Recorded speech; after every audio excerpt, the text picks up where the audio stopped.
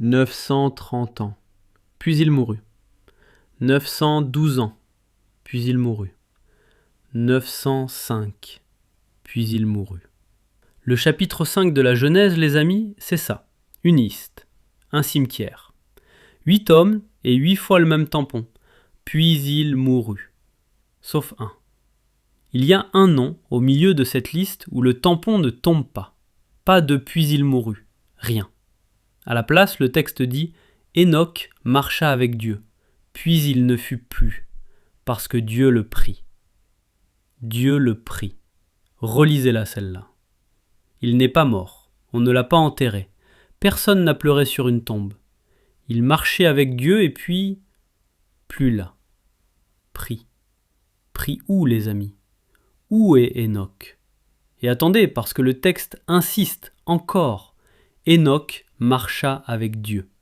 2 fois en 3 versets. Aucun autre nom de la liste n'a droit à ça. Et un détail qui pique. Tous les autres dépassent les 800, les 900 ans. Lui, 365. Le plus jeune, de très loin. Je vous laisse faire le calcul. Dieu ne l'a pas laissé finir. Vous pensez que je suis interprète? Posez les 2 versets côte à côte.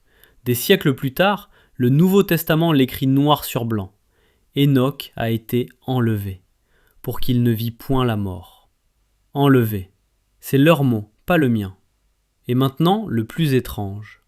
Les premiers chrétiens lisaient un livre entier qui porte son nom. Le livre d'Hénoch. Ce qu'il a vu, là où on l'a emmené. Cherchez ce livre dans votre Bible ce soir. Il n'y est pas. Retiré. Aujourd'hui, il ne reste que dans la Bible d'un seul pays au monde. L'Éthiopie.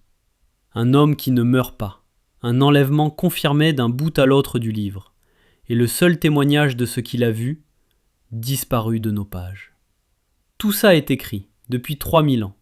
Alors la prochaine fois qu'on vous dira que vous connaissez votre Bible, ouvrez le chapitre 5 de la Genèse et comptez les tampons. Et la question, je vous la laisse. Si cet homme n'est jamais mort, où est Hénoch ?